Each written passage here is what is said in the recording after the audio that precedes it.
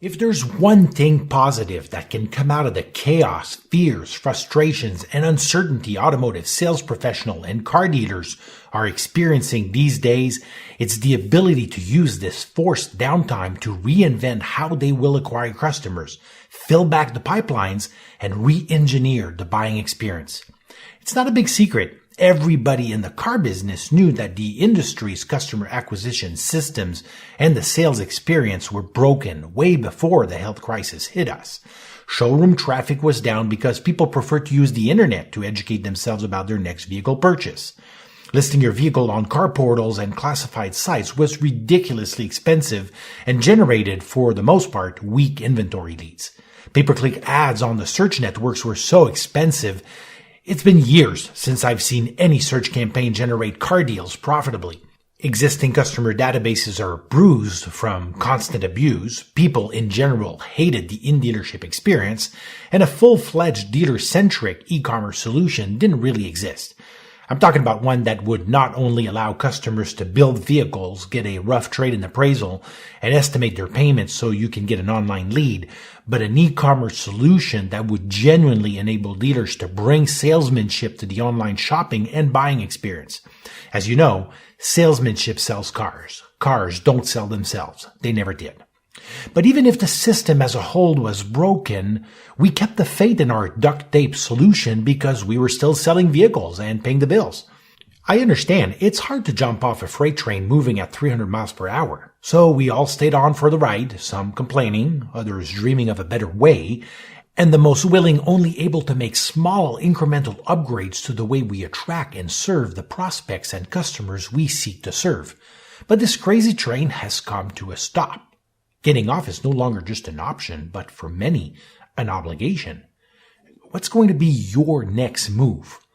Are you going to wait on the sidelines, hoping for things to get back to normal, whatever the new normal will be, or will you take your customer acquisition processes in your hands so you can grow back your income, secure your future, and shield your business?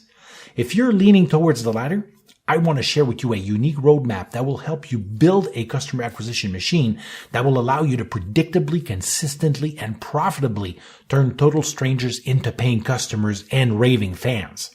Instead of hitting the wall many of your peers will crash in during the health crisis and after, you will be creating awareness, engaging prospects, generating leads, converting them into buyers, advocates, and even promoters of your personal or dealership brand. Now you have to be willing to think differently. The first thing that will be required from you to survive these extraordinary times and execute on the roadmap I'm about to share with you is to have the ability and willingness to think differently. I believe the world we will live in once this planetary crisis is over will be very different than the one we used to know. People's financial resources will have been eroded, their confidence in the economy shaken, their life shuffled, and it will be hard to know what priority will be at the top of their to-do list. Don't take me wrong. I don't think the world is going to be worse, just different. With that in mind, the prospects that used to respond to your communications might be in a very different state of mind, and the messaging that used to work to get them to take action might leave them indifferent. Just like a fisher who likes to go back to the fishing hole where he got his trophy, it might be tempting to pull out the old bag of tricks and launch the tactics that kept you going before the crisis in the hope that one of them will be the silver bullet that will jumpstart your sales. But in my humble opinion, you will be only wasting precious time and resources and delaying your financial recovery. For this reason, I recommend you use the downtime to reboot how you think about the car business. Yes, just like when your computer starts to run slow or act weird and you push the restart button to flush the random access memory, the RAM, of your processor, which handles the short-term task and data, you should also flush all the random, unimportant, and temporary data bogging your automotive mind down. Once you stop thinking about how car sales used to be, you'll be free to reinvent a whole new experience for potential vehicle shoppers. Guy Laliberté wasn't satisfied with a better circus. He reinvented the whole experience and created Cirque du Soleil. Steve Jobs wasn't satisfied with a better phone. He created a whole new device with the iPhone. Netflix is not just a better TV station, it's an entirely new viewing experience. I'm pretty sure you wouldn't want to own a travel agency and compete with Expedia, a record store and compete with iTunes, or a video rental business and compete with streaming services, right? So why would you want to put back together the pieces of a broken model of selling cars when you can reinvent a whole new experience for your customers? Now let me show you where to start. You have to think of your customer acquisition as a sequence. Imagine for a moment this scene. A young man on one knee, holding between his fingers a shiny diamond ring, and a girl standing in front of him, smiling and barely able to keep herself from screaming yes to the marriage proposal. Now, we all know that this scene had a happy ending because there was a sequence of events that led to that crucial moment.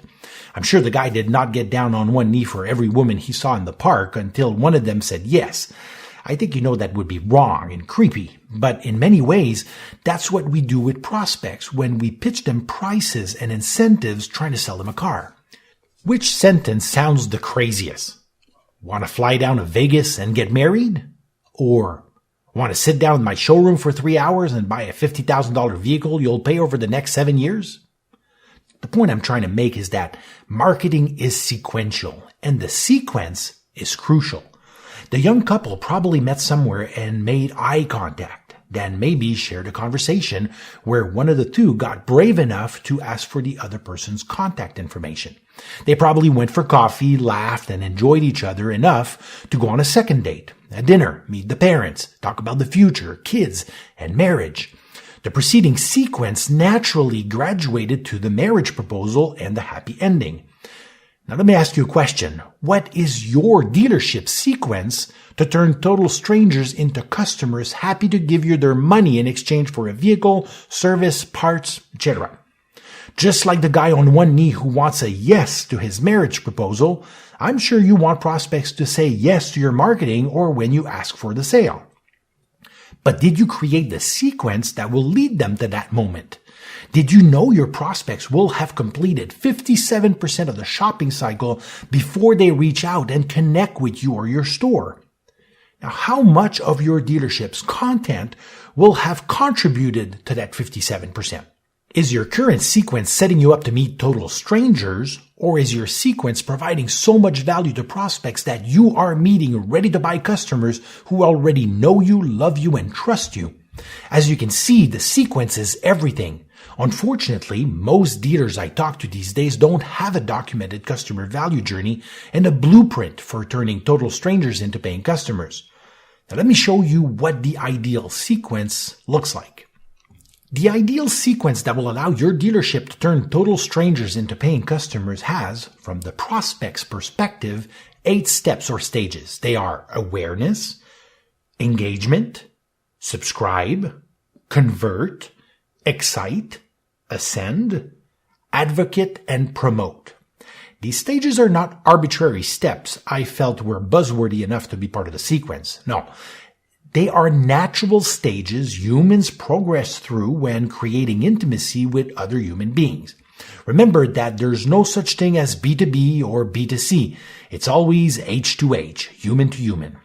You can see these same stages in the example of the young couple in my earlier story.